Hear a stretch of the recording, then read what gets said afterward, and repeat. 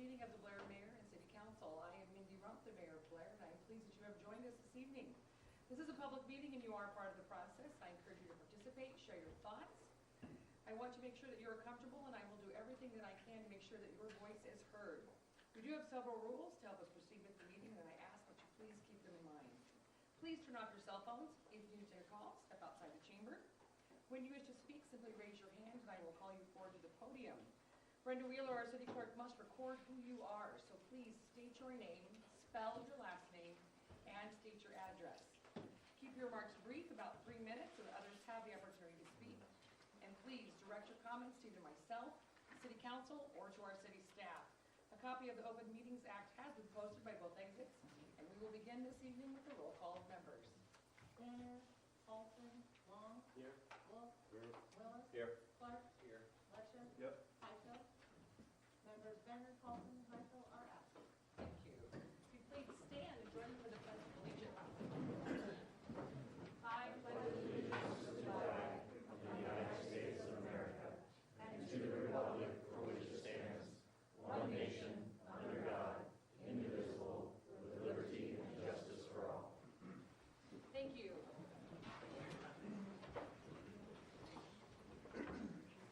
Item number 4, approval of our consent agenda. So moved. Second. We have a motion and a second to approve the consent agenda. Please register your vote.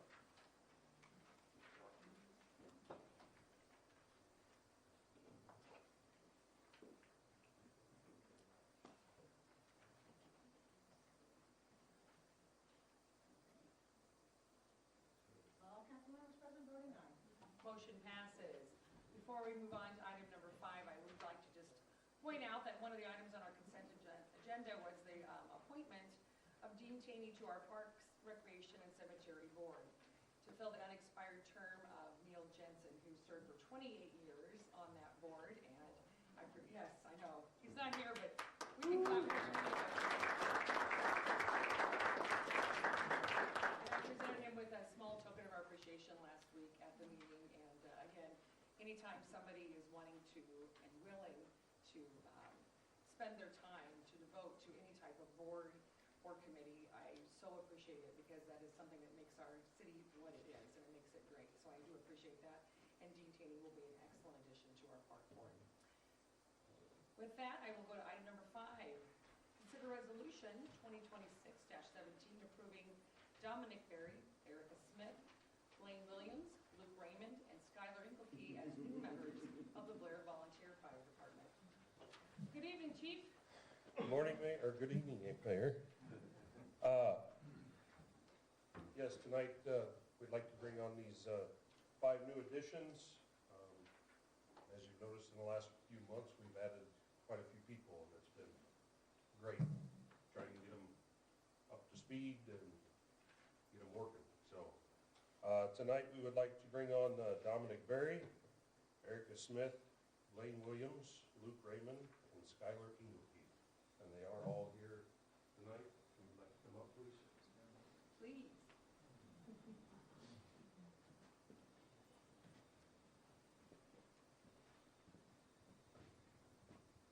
So, names with faces: Luke,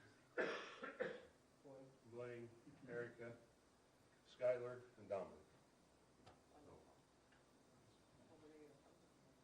Oh, wow. Lots of photos. That's okay. Hey, you know, we'll stop for photos anytime. So, with your permission, we would like to bring them on. Very good. Council, how would you like to proceed? I will introduce resolution number 2026-17. Resolution number 2026-17 was introduced by Councilmember Willis, approving Dominic Berry, Erica Smith, Blaine Williams, Luke Raymond, and Skylar Inglekey as new members of the Blair Volunteer Fire Department. Make a motion to adopt resolution number 2026-17 as presented. Second. We have a motion and a double second to adopt resolution number 2026-17. Please register your vote. All council members present voting aye. Motion passes.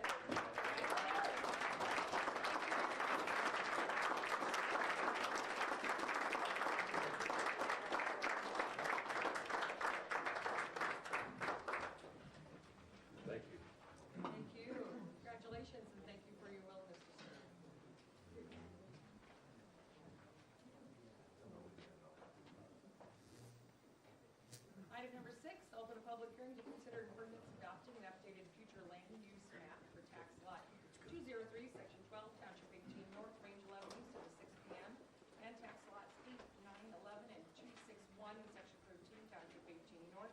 Range 11 east of the 6 p.m., all in the city of Blair, Washington, Nebraska.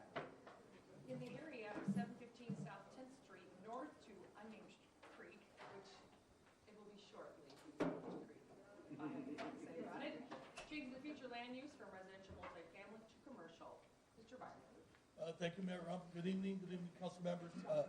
Jeff Byron, Community Development Director, City of Blair. First of four planning and zoning items tonight is updating our future land use map. There's been some interest later on in the agenda for some changes to the actual land use, but the first step, of course, is to clear the way by updating our future land use map.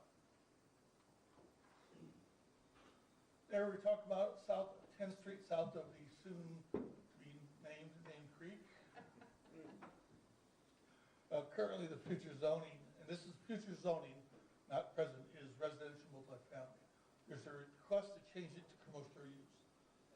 You have commercial, you have residential in the future land use, some parts, but this would allow the two properties that will be later on discussed to rezone from RMH in the present land use to most likely office park districts, since that is a contiguous district in the commercial park. Planning Commission recommended approval 8-0 as presented. This is the current future land use map. You can see this area here is all residential, surrounded by commercial on this end, industrial here, and then again, red is the commercial areas there. The applicants, farther in the agenda, would like to have their parcels, tax lots, not parcels, tax lots, updated in the current future land use map in order to make some changes. Tax lot 203 is just this tax lot right here, south of the creek, and then the other property that was, are these four tax lots here. It would be contiguous to the commercial area across South 10th Street. And again, this gives a bigger idea of what things will look like. This particular lot right there, the owner really wasn't interested in changing the current land use map, and there's some discussion whether or not we should just change the future land use right away. Part of planning and zoning does say you really don't want to change things unless there's a reason, back and such, which is the reason that we left out the lot in between the two commercial areas here. With that, any questions for staff on this future land use map update? Was the plan commission approval unanimous? Yes, it was 8-0. There was some discussion, though, by one member of the planning commission who was not sure why we were just bringing this all in at once. Any other questions for staff? Thank you. Thanks. Any comments from the public?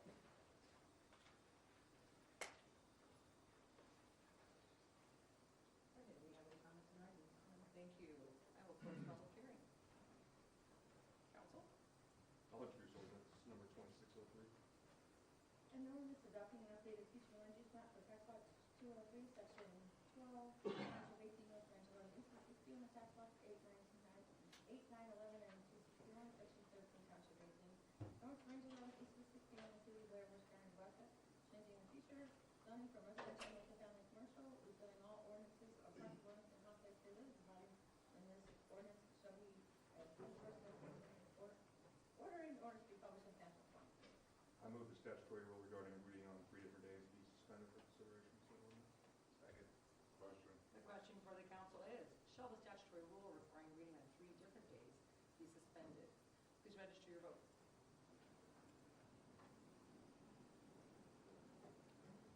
All council members present voting aye. An ordinance adopting an updated future land use map for tax lot 203, section 12, township 18 north, range 11 east of 60, and tax lots 8, 9, 11, and 261, section 13, township 18, north range 11 east of 60, and all of city of Blair, West County, Nebraska, changing the future zoning from residential, multifamily to commercial, repealing all ordinance parts of ordinance conflict herewith, providing for ordinance to be published in national form, and ordering the plant of published in council.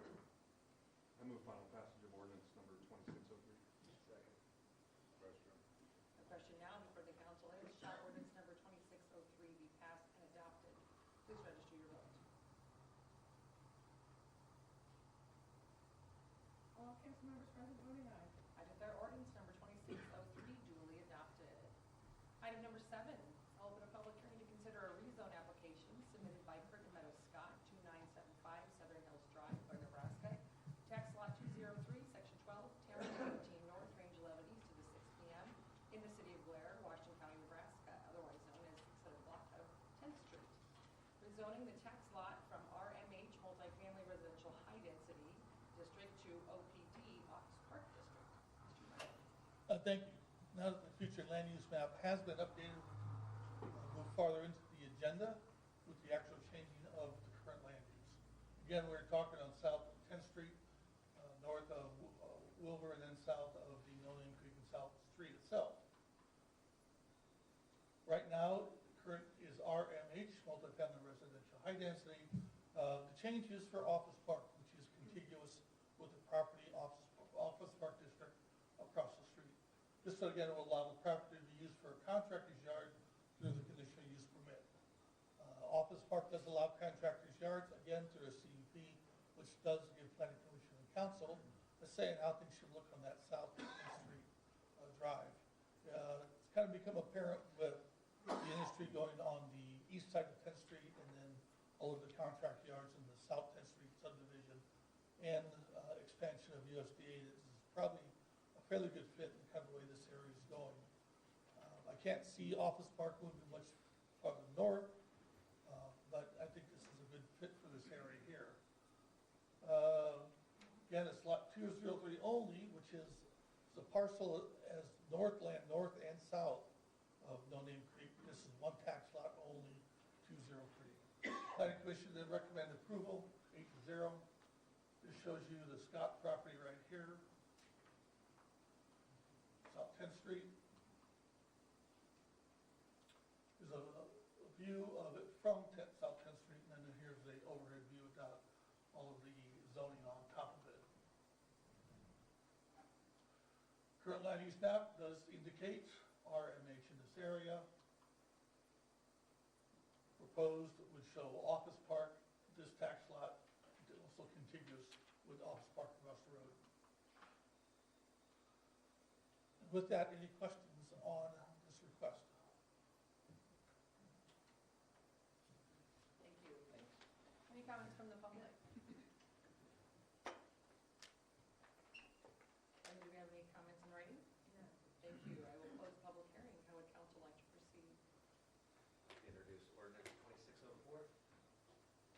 An ordinance rezoning tax lot 203 in section 12, township 18 north, range 11 east to the 6 p.m. city of Blair, Washington County, Nebraska, from RMH multifamily residential high density to OPD office park district, repealing all ordinances proper on South Lake Village, providing one for shall be full first and second, ordering this ordinance published in township form. Move the statutory rule regarding reading on 3 different days be suspended for consideration of said ordinance. Second. Question. The question before the council is, shall the statutory rule requiring reading on 3 different days be suspended? Please register your vote.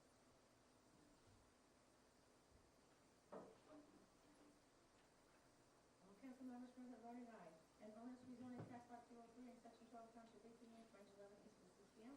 City of Blair, Washington County, Nebraska, from RMH multifamily residential high density to OPD office park district, repealing all ordinances proper on South Lake Village, providing one shall be in full first and second, ordering that ordinance published in township form. Move final passage of ordinance 2604. Second. Question. Question now before the council is, shall ordinance number 2604 be passed and adopted? Please register your vote.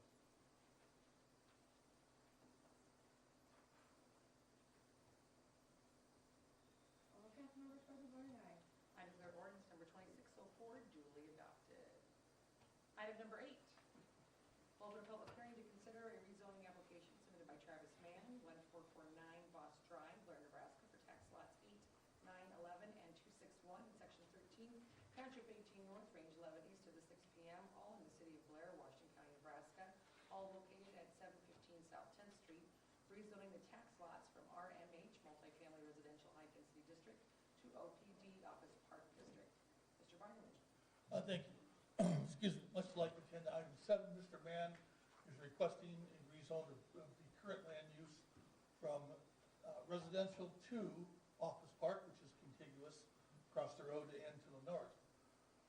This would allow for this property to be used possibly for contractors' yards through the conditional again, if this is granted and it's become office park, any future development through like a contractor yard, or multiple contractor yards, would have to go through the planning commission and conditional use, or into the city council. Mr. Mann does own all 4 tax lots. There is a rather large sewer easement going to the middle of that. He's aware of that. We will work around it. Planning commission recommended approval as presented, 8-0. This is the previous one we just got done. This is Mr. Mann's tax lots here, set north and south. I'm not sure why, but they are. Again, moving things over, this shows what the future land use map is, showing as eligible because it is commercial now. So view without the overlays.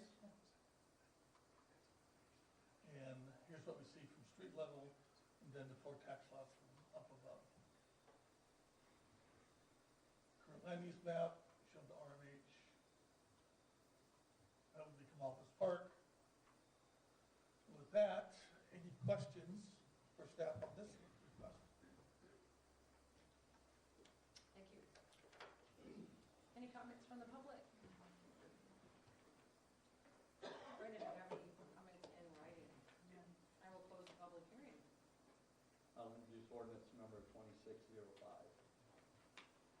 An ordinance redoing tax lots 8, 9, 11, and 261 in section 13, township 18 north, range 11, 260, and city of Blair, West County, Nebraska, from RMH multifamily residential high density to ODD office park district, repealing all ordinance parts of one complex area, substantial before first effect, and ordering the ordinance published in pamphlet form. I move the statutory rule regarding reading on 3 different dates be suspended for consideration of said ordinance. Second. Question for the council is, shall the statutory rule requiring reading on 3 different days be suspended? Please register your vote. All council members present voting aye. An ordinance redoing tax lots 8, 9, 11, and 261 in section 13, township 18 north, range 11, east of 6 p.m., city of Blair, West County, Nebraska, from RMH multifamily residential high density to OPD office park district, repealing all ordinance parts of one complex area, providing enforcement before first effect, and ordering the ordinance published in pamphlet form. I move for final passage of ordinance number 2605. Second. Question. The question before the council is, shall ordinance number 2605 be passed and adopted? Please register your vote.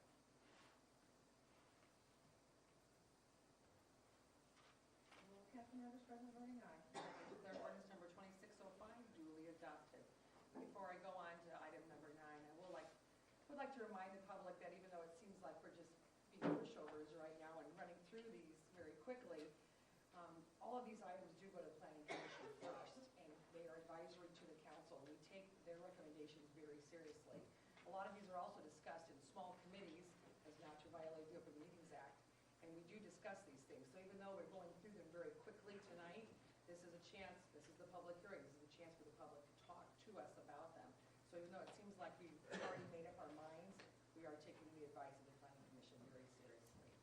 And with that, item number 9, I'll open another public hearing to consider an ordinance amending the City of Blair zoning regulations, Article 8, Section 804, limited commercial district, moving, quote, offices, professional office buildings, including clinics and doctors' buildings, multifamily dwellings, 48 or fewer living units, and home occupations from permitted uses to exceptions, along with other updates.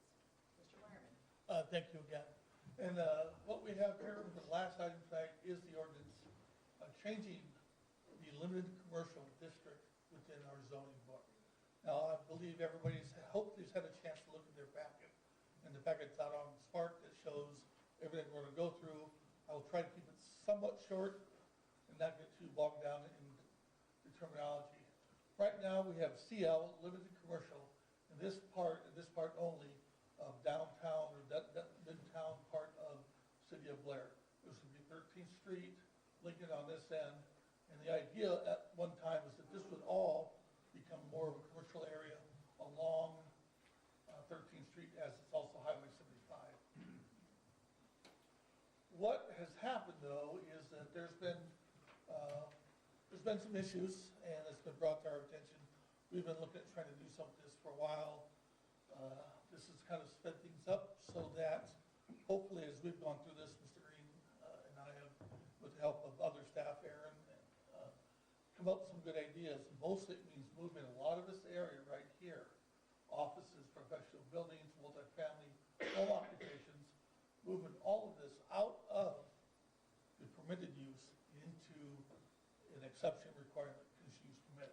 We also got rid of some of these areas here, these descriptions of photographer, this and that, replacing them obviously, replacing that obviously, but with more uses in the central business district, which is just south of. Again, these changes will be made through the exceptions requiring a conditional use permit. So somebody can still do all this. They would just have the okay from planning commission and city council. One thing we did add, two-family dwellings and single-family dwellings, we did add basically this terminology for the side-by-side duplexes also. So cutting right to the clean copy that shows what is now allowed as a permitted use, single-family dwellings, attached single-family dwellings, side-by-side duplexes, and then top bottom duplexes that way. Accessory uses, building, parking lots and other buildings. And then here are the exceptions: commercial centers, family daycare, offices, home occupations. A lot of these areas, again, were no longer in the permitted part of the regulations. We also worked on the front yard requirements again, replacing everything pretty much with the residential multifamily, which means there's no longer unlimited coverage. Setbacks are a little bit different also. I think this is a page here. Here's the minimum yard requirements now. Again, we've replaced those with residential multifamily so that things still represent more of the residential area. We're going to move an office building. This time it's going to look through the C process more of an office building, and hopefully more fitting with the surrounding. And the only other difference in here is maximum lot coverage now is at 70%. Height is still at 35. Any questions on these suggested changes to the CL district? Limited to commercial. Is there anything that's in the current zoning that will now need to have a CUP because it changed it? We've got nothing in the works. There's nothing that, unlike the building that's being built now was, we knew about for the last couple of years was being built.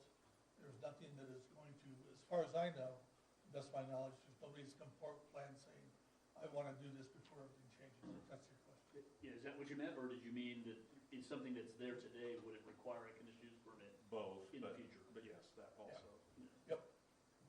And several things are there now that will need a CUP, would, to be built in the future, would require a CUP. but they're grandfathered in or something.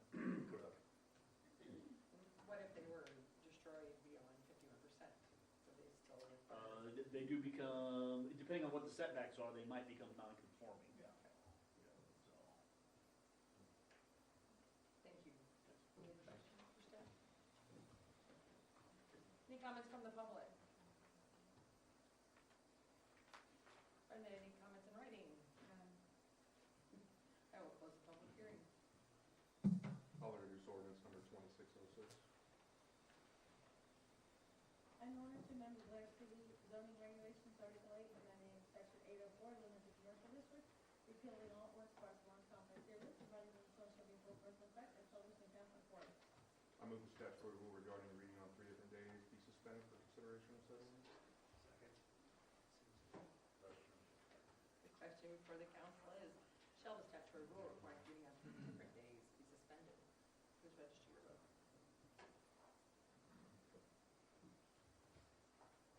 Council members present voting aye.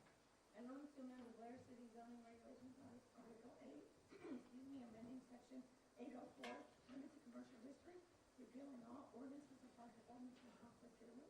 Excuse me, providing when this ordinance shall be in full force and effect and published in town report. I move final passage of ordinance 2606. Second. Now the question before the council is, shall ordinance number 2606 be passed and adopted? Please register your votes.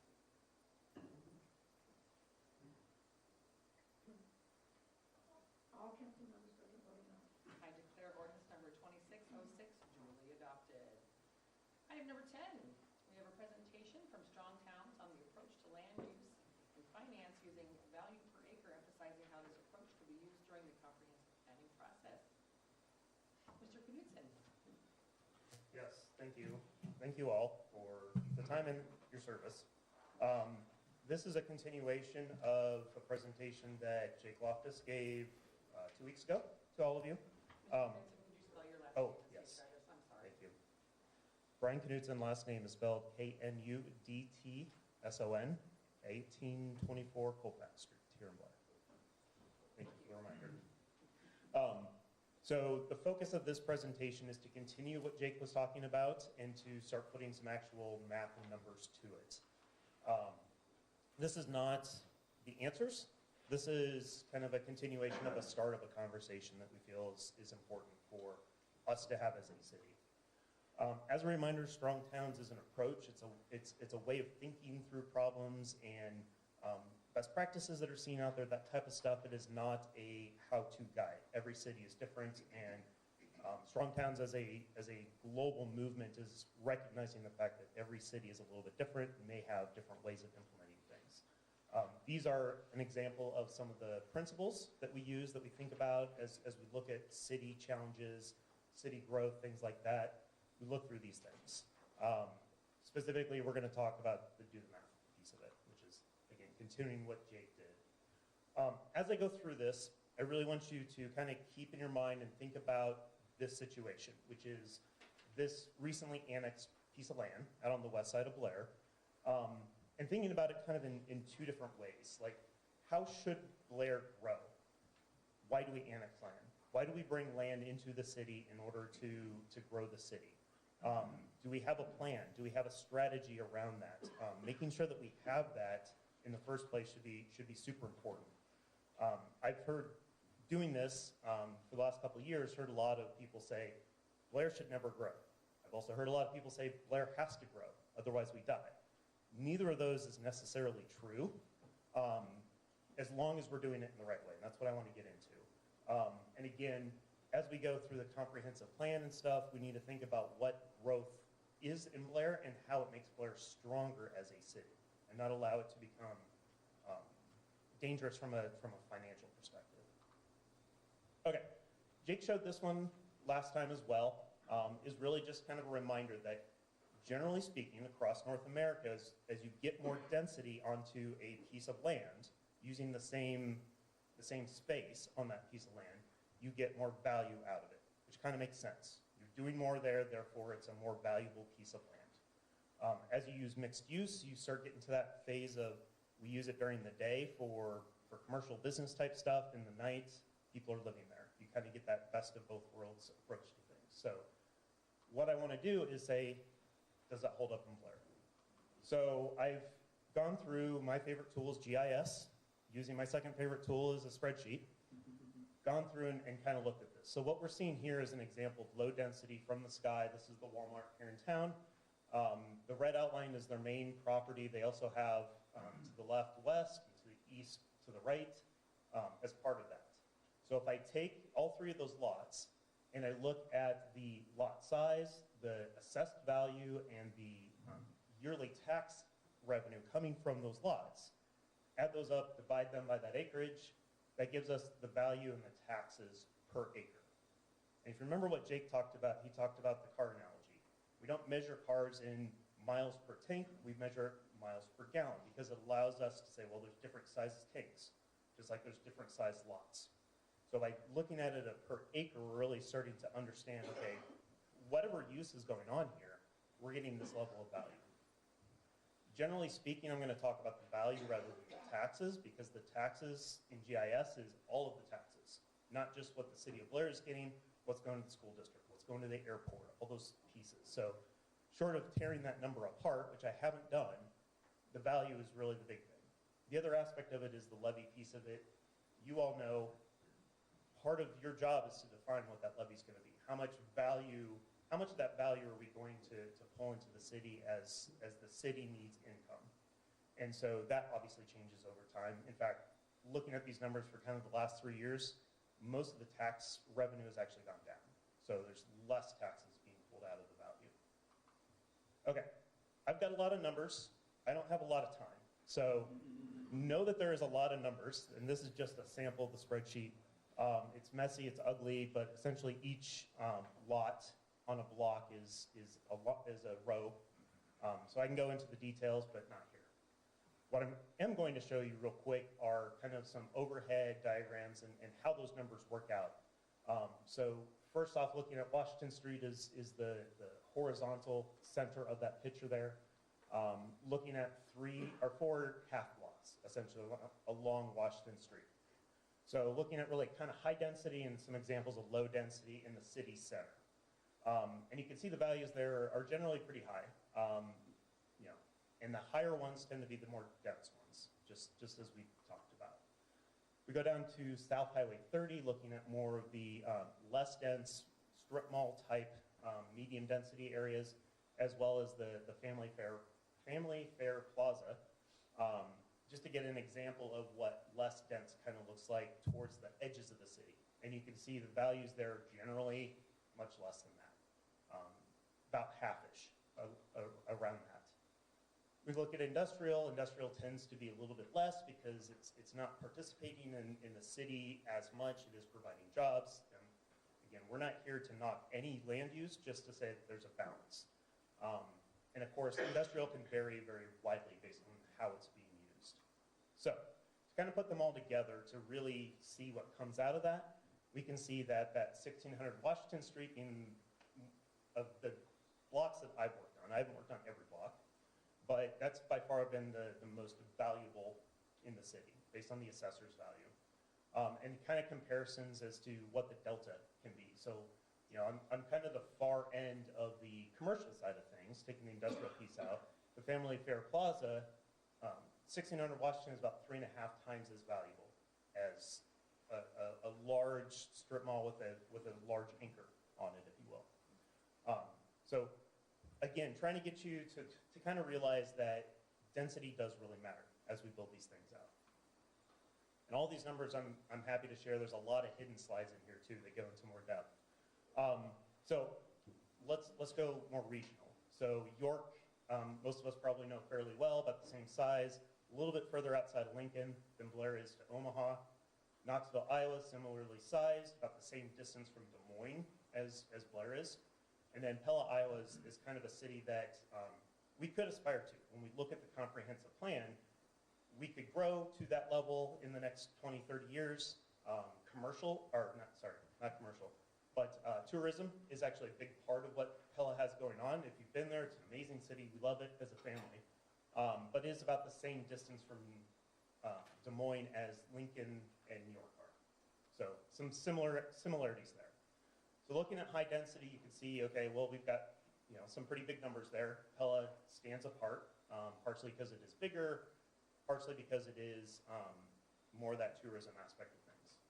We put in low density here, you can see that is pretty universally much lower. In fact, Blair's doing pretty well. This is essentially Walmart's in all the cities, comparing all those. Pella, oddly, is much, much lower. I don't have an explanation for that, but it's an interesting thing to potentially dig into. So what? What do we do with this information? Coming back to that annexed land. Why do we annex land? What do we do with that? Are we just looking for more houses? Are we looking for more commercial? Are we looking to do more industrial? Like, these are all uses that we could use this land for. Have we figured out what we're going to do with that ahead of time? You all just spent, you know, half an hour or so talking about zoning and trying to determine what a plot of land can be used for by default. Again, cups come in and you can change the way it's going to be used. That's completely up to you as a body to change that. But right now, this is all zoned as either low-density residential or kind of ag transitional, if I remember right. So that's what today, if a developer came and said, I want to go build here, if they're building a residential area, they're good to go. If they wanted to put a commercial district in there, they've got to come up in front of you to figure that out. And as we go into comprehensive planning, we've actually even talked about the long-term use map. Those are pieces that can help drive these things. And these are the things that over the next 12, 18 months that will be considered, that we really want you to be thinking about this stuff for. And really thinking about, as we zone that, as we determine how we want to use land like that, is it going to be self-sustaining?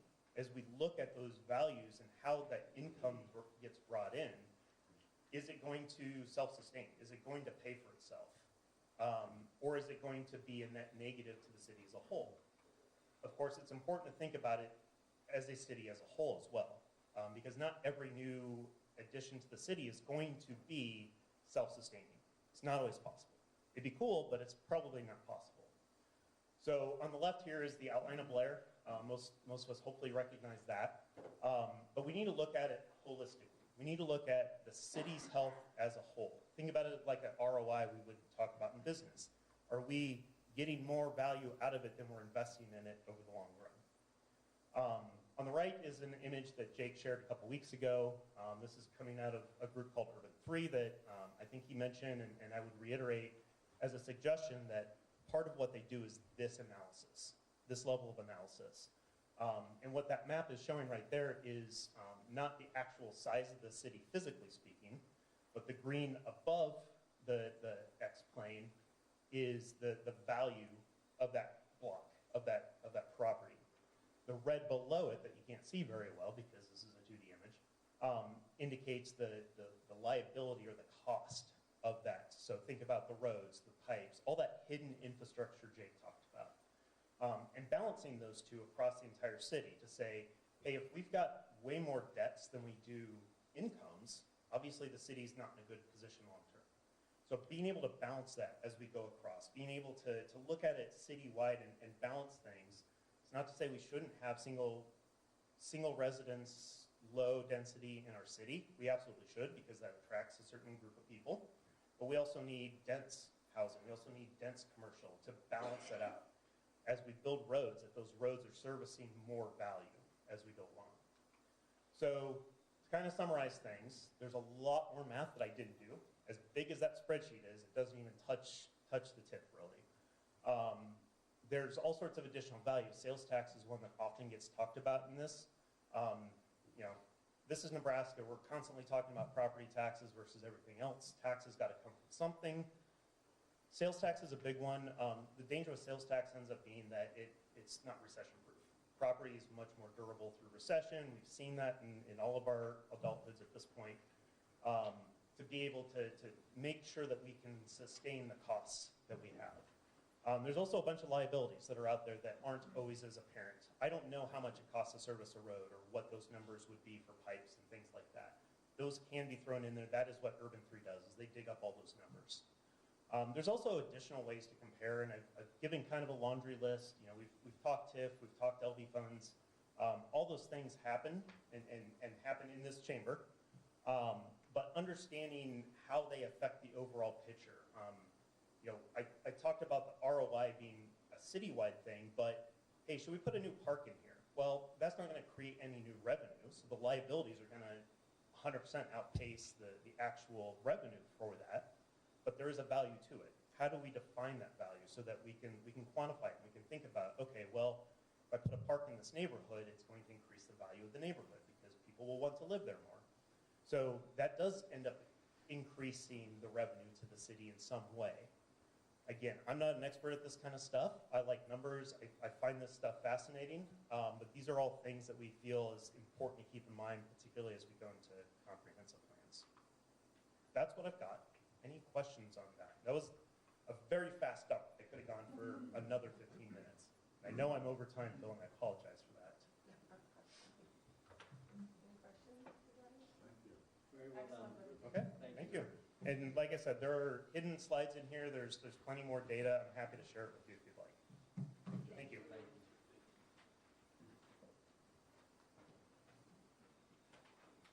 Mayor, if I could, real quick, Phil Green, City Administrator. Again, Brian, just wanted to let you know how much I appreciate you and your group and the effort that you're involved with. For people who want to know more information, I'd encourage you to reach out to them. They do meet twice a month with ongoing conversations, and he's exactly right as we're getting started on looking into moving forward with a comprehensive plan review. Their input is going to be vital as we talk about things for the future. So thank you very much. Item number 11, we have another presentation, this time by Blair Radio regarding their new location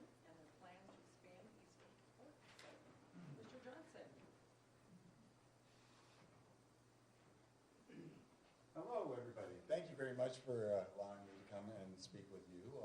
I wanted to, as we have moved into a new location, we've taken over the old Two Rivers Bank building. Mr. Johnson, And, would you mind? oh, sorry, Sorry. Kelly Johnson, Johnson, no, not Ian, my wife is Ian, and 310 Eastgate Drive is the location of the facility. So we have, we're in the lease purchase of that facility. And so we have, we continue to growing. And with that, there's actually quite a few things that I wanted to kind of get in front of you guys, so all of a sudden you can say, what is going on, what is happening, what is Blair Radio doing, and why does it look like this over there? Well, we have decided, as I've been working with Midland University coaching and to be able to start a youth program, after-school program for middle school, high school groups that are underserved. Currently, Blair does a fantastic job of serving communities. So, serving the students. 70% of the students are involved in something, but that means that 30% is not, which doesn't sound like a tremendous number, but if you were to be able to do the math. And I'm ahead of myself because I'm trying to condense this for you. It's an hour-long presentation. I don't think anybody wants to sit here that long. So anyway, back to what we have. Blair Radio, BSDN Live, Kindness Kits, if you don't know what that is, we have information about all of that. We actually provide health and hygiene products for 11 counties as well. Blair Radio, obviously Blair Radio, we're BSDN Live, we work with the school and help fund some things and cover all of their athletic programs. They're all part of the Blair Healing Rooms, creating focus with youth in the community. When I decided to be a part of Blair Radio, that was the first thing, is I wanted to see how can we impact and be a part of the youth in our area. So December 1st of 2019, we lit the candle on this thing, and going right into COVID was an entertaining factor. So what do we do? That really actually made me decide one of two things. Either we're going to sit back and see how things go, or go forward. And we decided to move forward, get in contact, be in touch with everybody, get information about everything. And so that is kind of the direction we went. Then we incorporated what we got into. We got into video production because the county fair was there 2020, but nobody could go watch them. So we started doing video production, and then worked with BSDN Live and took that over to engage students, support school activities. Kindness Kits, we later launched that, and I believe this past year we delivered over 90,000 items to 11 counties. It's hygiene products, feminine products, to schools, to food pantries, to libraries, to police departments. And so, what else can we do? I was thinking, well, let's see. We decided to go ahead, and we were on the Dana campus for the past several years, and it was time for us to move and expand into a new area. So it began with an idea to continue to serve Blair youth as we always wanted to, but now we have a new location to be able to do that at Eastgate, which is 310 Eastgate, hence the name Eastgate's Esports. So, so it's actually targeted towards Blair Middle School, high school students. 30% of the student body, middle school, high school, represents over 300 students. So if you put those numbers into it, that's over 300 students that really are not involved in things. They probably are really the target of groups like teammates and things like that. And so that is, our desire is to create a safe space for students. Can we handle 300 students? No, but we have to start somewhere and be able to be a part of that. And I was thinking about it as to have a safe space, to have an after-school program, to throw some couches out there and just have a location doesn't work. There has to be something that draws them out and that has a future for them. So our first contact was with Midland University esports coach to learn more about the opportunities of esports, because guess what? I'm old enough, I don't have a clue about esports, so I go to the experts about that. So the resulting partnership brings not just experience, but also potential scholarship opportunities. So these are students that are underserved, that normally wouldn't necessarily see a strong future. But now we're looking at ways to be able to get them involved in something that can actually get them to scholarships into schools all around us. So we are helping with our pilot program. We've actually already committed to doing a summer camps, and then with this and being able to move forward. So with college level programs for the students to be able to support that. Esports, electronic sports, organized competitive video games that bring people together, build relationships, and then the industry involves many layers from novice to professional. Players often receive salaries to sponsorships or opportunities for students, what our focus is, opportunities for students that are underinvolved or at risk to have alternatives for after-school mentoring with the potential scholarships for higher education. It really shows that it brings in a lot of the STEM course enrollment, student engagement, attendance, confidence in using technology. It also gives the opportunity for learning coding, analytics, media production, which actually is also self-serving because we would be able to have them learn other aspects of what we do with the radio station. It also, these are our future drone pilots. These are our future microsurgeons and stuff like that because technology is moving in that direction way faster than we realize. So some of the esports categories include tactical action games, strategic team arenas, virtual sports, and there are some of the games that are involved with different levels. And interestingly enough, different schools coach different games. So for example, Midland coaches a specific set of games where Dort or Doan or Wayne have different games. So it actually kind of is an interesting way to be able to do that. I found it interesting. I don't think it's on here, but Mario Kart is actually a big game that has been played. So, but there's multiplayer games, first person, third person, virtual sports that are involved in that. So our why, again, I apologize for speaking like the Micro Machines guy. I'm trying to get through this for you. Our why is a vision to serve the youth and communities in and around Blair has never changed. That has been from day one of the creation of Blair Radios. How do we get involved with the school? How do we get involved with the youth? How do we be able to bring them out and be able to be a part of that? But our desire through Eastgate Sports is to provide the youth access to something that actually no other schools around, high schools really have access to. And that is the high quality computers. For example, Fort Calhoun does have an esports program, but it's just on a very basic level. Even Fremont, they're using just your like Lenovo computers, and unfortunately with that, they're not able to be extremely competitive because it just can't keep up in this world. So then also it's a safe and supervised digital environment. We'll talk about the programming that goes into that. STEM mentors and career role models. That would be part of the, we actually will have interns in the program from Midland come and be a part of this whole thing too. Hands-on technology, learning opportunities, leadership development, and so it also provides opportunities for youth-focused organization to participate and grow. So I've reached out to teammates, so I'm sending them information about that because I think this might be a great opportunity for them to be able to recruit people to be in something a little different. Fellowship organizations like church youth groups, grant area school access to facilities to create their own esports. And that's actually another part of it is, for example, Blair High School. They don't have the facilities. They don't have the funds. So we are looking to be able to help provide that for the school itself to have their own program to be able to compete as well.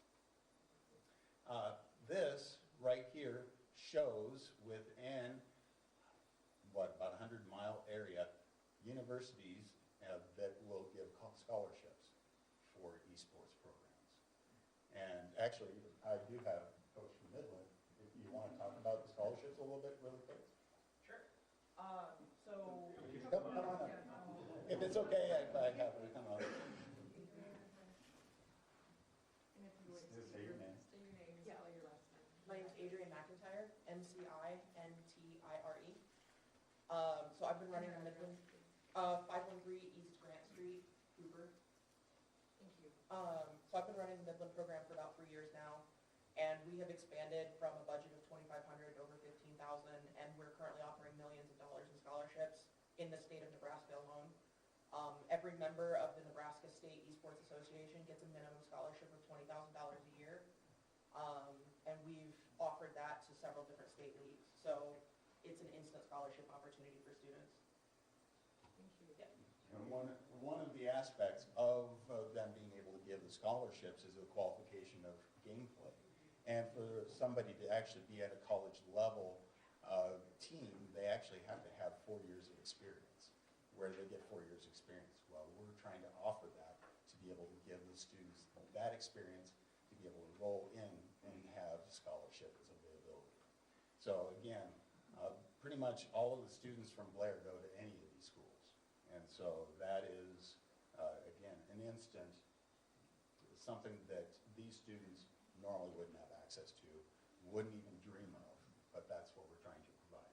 Here is an overview of the facility, and so, I don't know where the button is to, I can find, I can do technology. So right here, this is our main area, and this represents going to be 12 desk clusters that we can put in, and they're actually desks that would be able to collapse, computer screens and everything, and roll, put away. And then that way the space could be used for other things, for meetings or things. I can get into some of the other thoughts at another time of what I would like to use that for. Up here we have a 4-student desk for private use, or also production, video production of esports games. Oddly enough, it really kicked into me about 6 months ago. I was sitting in a restaurant looking at ESPN watching esports. I'm like, okay, well then that really kind of solidifies what I'm thinking, because what we can do there is we can actually host competitions, statewide competitions. Would be able to come to Blair, Nebraska to be able to compete, and this would be high schools or college or things like that. And a week-long competition can bring not only the students, but also a couple thousand visitors to come and watch. Now, can we hold a couple thousand people in this facility? No. But what we can do is we can broadcast it and get in cooperation with restaurants, with local areas, and then that way we can have everybody that is here to watch the participants go and be involved and eat at local eateries and establishments and stuff like that. So then we also have, we're looking at simulators or a second area for more desks that would be able to be included. All in all, the total, when we have the infrastructure complete, it's going to be a total of 28 computers to be able to function. And that will represent, how many teams for that? Would be 5 or 6 simultaneous. 5 or 6 simultaneous teams could be playing at that point in time. And so then it can be able to be a part of that. We have another office for backup for event space, and then radio station, TV studios over here. We still have the vault, by the way. So if anybody is worried about storms, we have the safest place in the world for that. That actually goes into one of the things why I'd like to actually open that up is if there's an emergency situation, we can have the place open in like 15 minutes and have people looking for other places to go after that. So again, it's a multi-use facility that we are trying to build here for the community. So phase 1 is up to 14 gaming computers, accommodate 2 teams, and that is, again, by May of this year, because we are committed already with Midland to have summer camps for students to be involved already into it. That we may have to adjust that because we are looking at a different time frame, because anybody who knows computers or technology, prices have gone up. So, and they continue to go up. We've locked at a price that'll last to the end of this week, that if we don't buy, each computer is going to go up by over $400 a piece. So that's kind of one of the things we're looking at, because we'd like to do all 28 computers. But we're kind of work that out to see what we can accomplish. But our mission, it needs Eastgate Sport is committed to empowering middle and high school students in Blair through innovative sports, esports, radio programs, strive to provide access to a vibrant industry, fostering skills, confidence, collaboration among youth, while positioning our community as a leader in youth development and future readiness. Now, that's the other side of the coin is that if we could have it open also after hours, so if there are things set up, let's say an event that parents are going to, but we don't have a roller rink, we don't have bowling alleys, we don't have an arcade, perhaps we can work out how this could be also multi-used for stuff like that. So that is the presentation in a nutshell. Now, I don't have in here, because that's the bigger presentation, has all of the price list, but this will kind of show a breakdown. You can accept this? Okay. No, I'm sorry. No, you're good. So, you're good. Thank you. I'm gonna go ahead and make the motion now. Ready, Brenda? Yeah. Make a motion to accept and place on file the Eastgate program launch expense Second. report. We have a motion and a second to receive and place on file the Eastgate Sports Program launch expenses.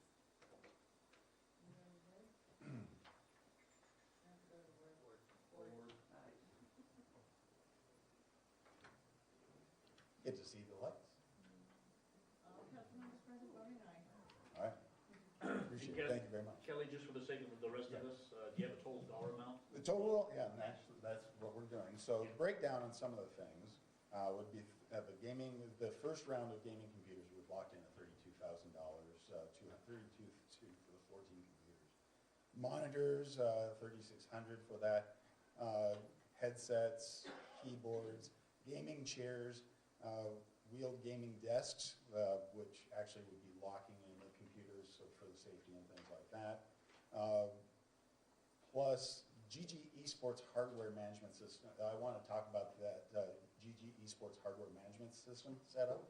That's actually a program, it's a software that would actually manage and track everybody's screen time. So obviously that is a big concern for parents. Is our kids too much screen time? Or how do we track this for the university? That's actually a program. That's $30,000 a year for that program, but it ties into what the universities utilize, so they can just automatically pull and take that information from the students as well. So, but it also, we would, if they go home and start playing the games, it actually tracks that as well, anytime they log into those games. So we can actually help manage it and be in contact with parents and everything about how students are actually doing that. But the total for phase one, which is the 14 computers full setup, is $104,500. So if we were to do right now, both phases, we're trying to lock that in, so it's only $200,000 instead of $300,000 with the price up increases. But so, and then we do have different sponsorship levels. That we do have some commitments already that we're working on. There are some grants out there available, but that's really why I wanted to make sure you guys are aware of what we're doing. And if you had questions about why and what is going on out there, how does that impact our community, I want to give you the opportunity to be able to ask those questions.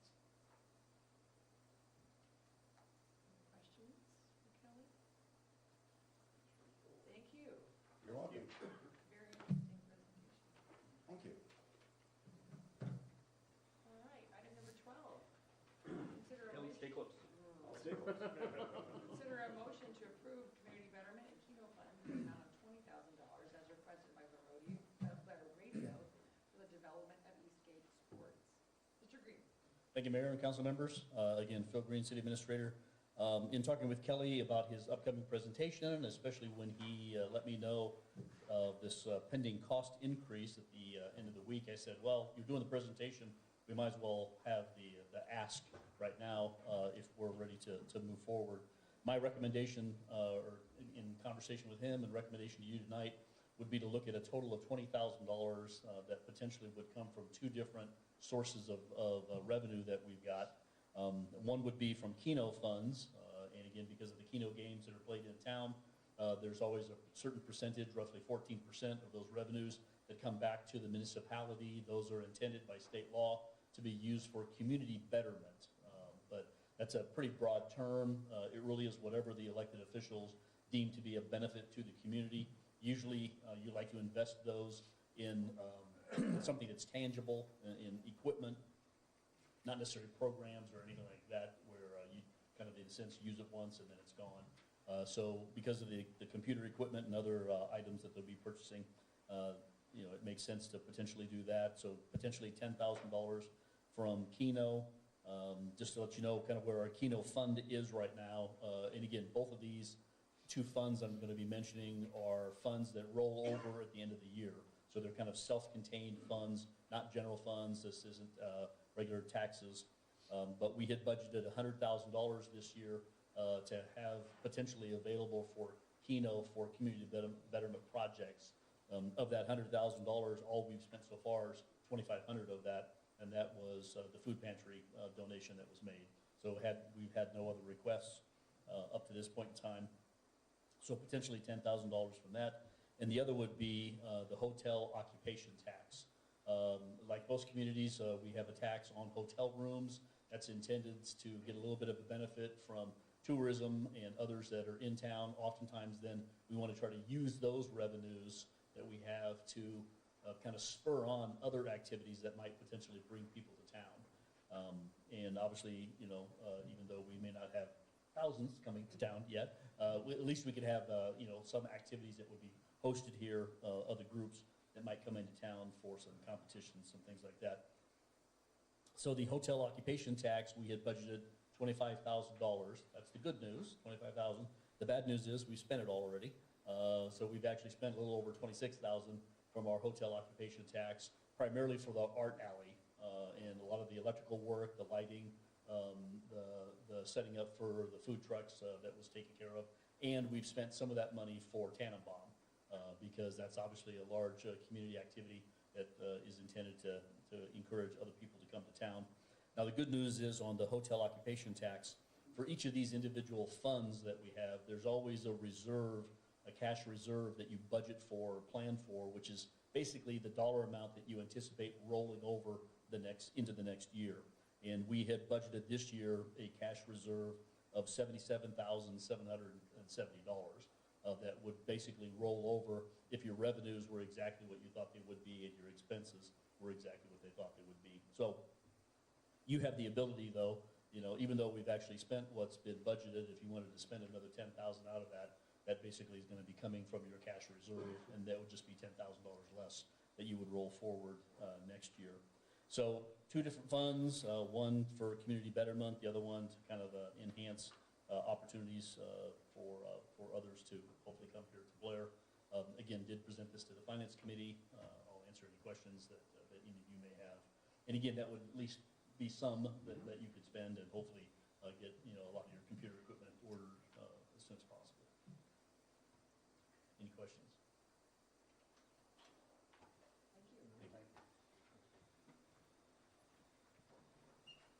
Finance Committee.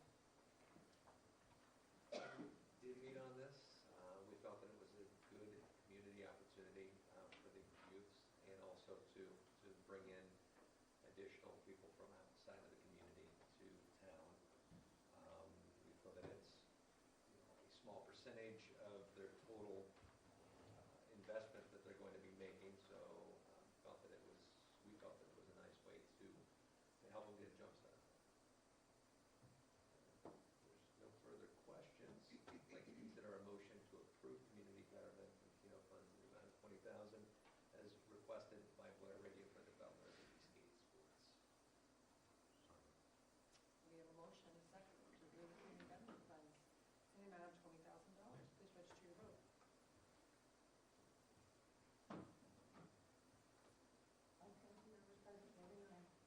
Motion passes.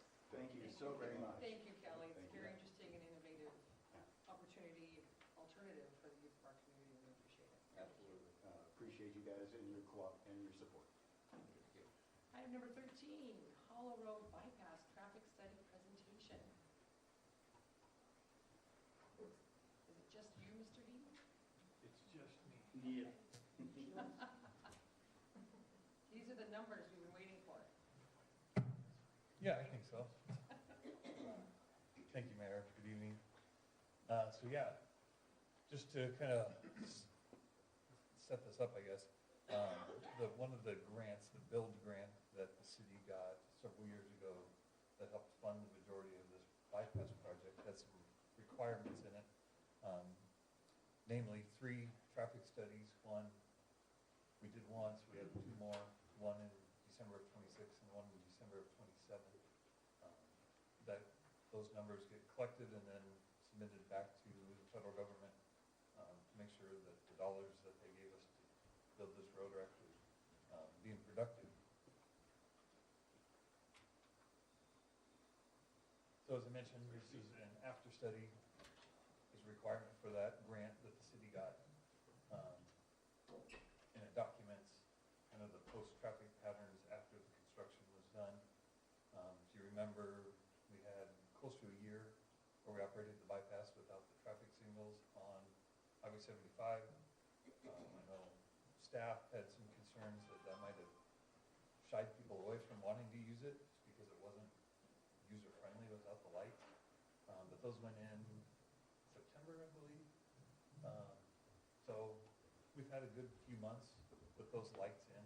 And these latest counts were done between December 9th and December 11th of 2025. The before counts were done in January of '23.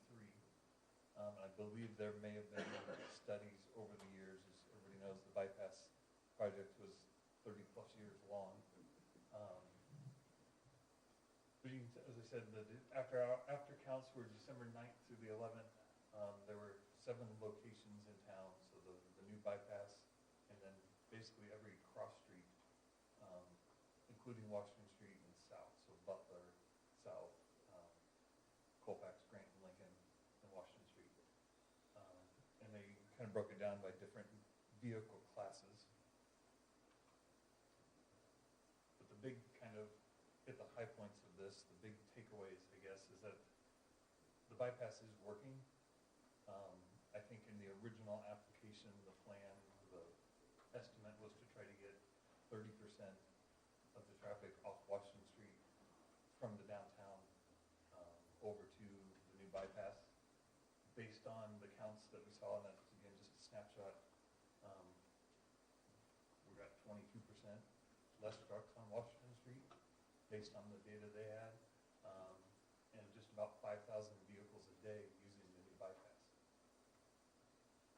And then there was also quite a bit, and I should mention the full study is in Spark, so you guys can see that, and public can also see that.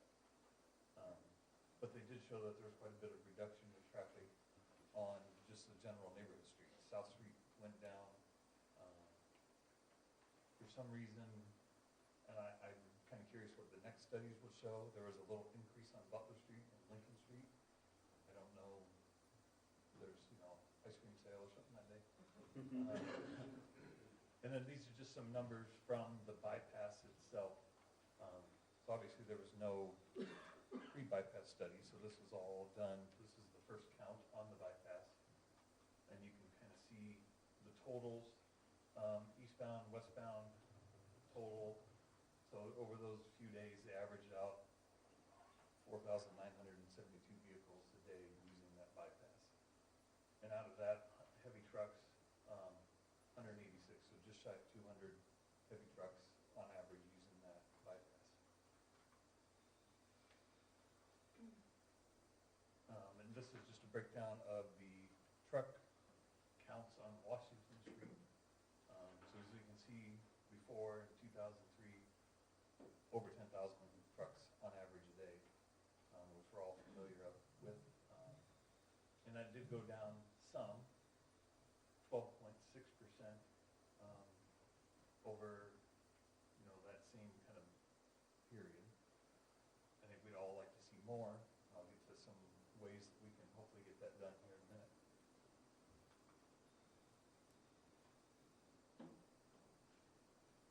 So yeah, on average, we're looking at close to 400 trucks less a day which I know there's, depending on the time of day you are there and, you know, the snapshot you see, people have different opinions of how effective the bypass was. But I think the numbers obviously tell the story that it is working. It is starting to chip away at some of this. And again, this is just a kind of an overall breakdown of each of the locations that the study was conducted. As I said, Lincoln Street and Butler Street and Colfax went up. I don't really have a good reason why. It'd be something to keep watching. This is maybe just a fluke of the day that they came and did those counts. But some of the more busy streets like Washington Street and South Street saw quite a bit of reduction. Again, just some kind of neighborhood impacts. Some of the highlights of the study. Again, South Street cut down quite a bit, and then Grant Street over that same period had no heavy truck usage at all. In the study, you'll see that, you know, there was on, I can't remember which street, like a 400% jump in truck traffic. Well, you could look at the actual data. When they first did it, no trucks went down. The second time they came back, 4 trucks went down. 400% sounds like a big number, but 4 trucks is a completely different story. It's, you know, could have been 4 moving trucks or something. So again, just kind of summarizing, you know, the bypass is doing what we wanted it to do. I think we all know it could do better, and we can get more traffic diverted to that. Get to that. So kind of the next steps. I think the council is well aware that we've been working with NDOT to try to get them to redesignate the highways through Blair from Washington Street corridor to the Hollow Road bypass. Communities that I've talked to that have been through it says it takes a while. It's a long process. The state kind of works at their own speed. I'm, if not monthly, every 6 weeks, kind of asking where are we at on that? Where are we at on that? So we're not letting up on it anytime soon. So we'll keep working on that. We've done some additional signage since the bypass opened, designated it as an alternate route. The state did let us do that. I think it takes some time just for GIS apps in the cars and on your phones to pick up those new routes. And just some of that is, some of the farmers that come through Washington Street have gone that route for 35, 40 years going to Cargill. And that's how they've done it, and you're not going to tell them otherwise for a while. So we'll continue to monitor it. Like I said, this study, the grant requires another 2 more years at a minimum. The city did purchase traffic cameras, so we can do our own studies now pretty much whenever we want. We put those up and get data for you guys. Any questions? Thank you. Thank you. Item number 14, consider resolution 2026-18 for the installation of stop signs in the downtown alleys between Lincoln Street and Washington Street and Washington Street and French Street, from 19th Street to 14th Street. Mayor, we would like to table this Okay? to a different time. We need a little more time to research it. So with that, I'll make a motion to table it To postpone it? Postpone it to the next council meeting? Or just postpone it until you're ready to make a presentation. Second. We have a motion and a second to postpone this resolution. Please register your vote.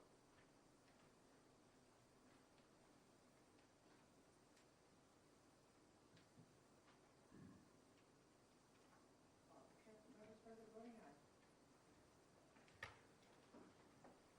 Mr. Green?